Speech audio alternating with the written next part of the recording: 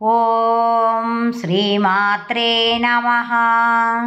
ఈరోజు సౌందర్యలహరి 46 నుండి 50 శ్లోకాలు నేర్చుకుందాం.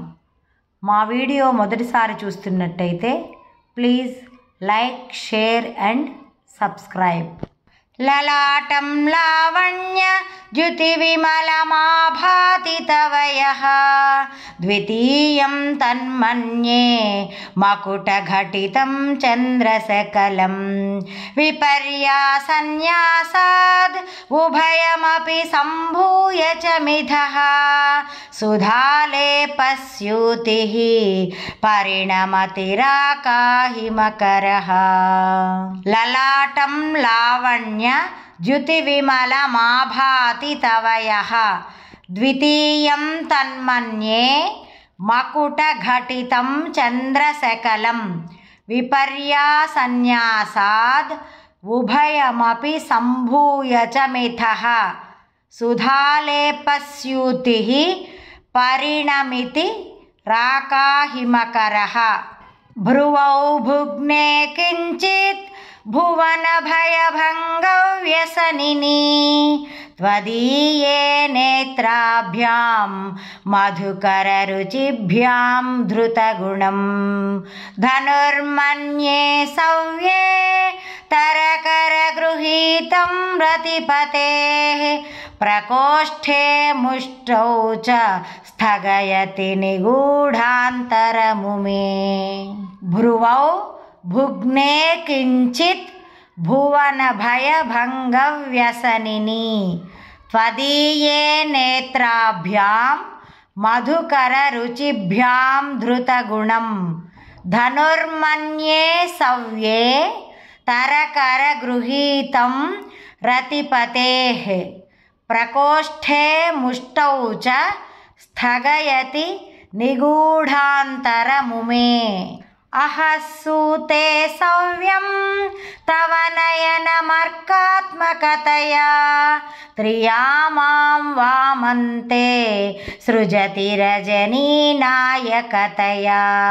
తృతీయా తే దృష్టిః దరదళిత హేమాంబుజరుచిః సమాధత్తే సంధ్యాం దివస నిశయోరంతరచరీం. అహస్సూతే సవ్యం తవ నయనమర్కాత్మకతయా త్రియామాం వామం తే సృజతి రజనీనాయకతయా తృతీయా తే దృష్టిః దరదళిత హేమాంబుజరుచిః సమాధత్తే సంధ్యాం దివస నిశయోరంతరచరీం. విశాలా కళ్యాణీ స్ఫుటరుచిరయోధ్యా కువలయైః కృపాధారాధారా కిమపి మధురా భోగవతికా అవంతి దృష్టిస్తే బహునగర విస్తార విజయా ధ్రువం తత్తన్నామ వ్యవహరణ యోగ్యా విజయతే. విశాలా కళ్యాణి స్ఫుటరుచిరయోధ్యా కువలయైః కృపాధారాధారా కిమపి మధురా భోగవతికా అవంతి దృష్టిస్తే బహునగర విస్తార విజయా ధ్రువం తత్తన్నామ వ్యవహరణ యోగ్యా విజయతే.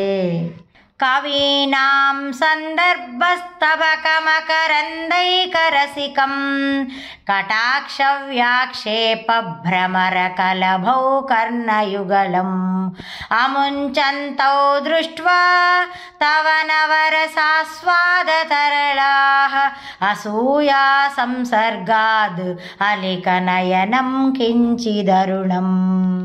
కవీనాం సందర్భస్తబకమకరందైకరసికం కటాక్షవ్యాక్షేప భ్రమరకలభౌ కర్ణయుగళం అముంచంతౌ దృష్ట్వా తవ నవరసాస్వాదతరళాః అసూయా సంసర్గాద్ అలికనయనం కించిదరుణం.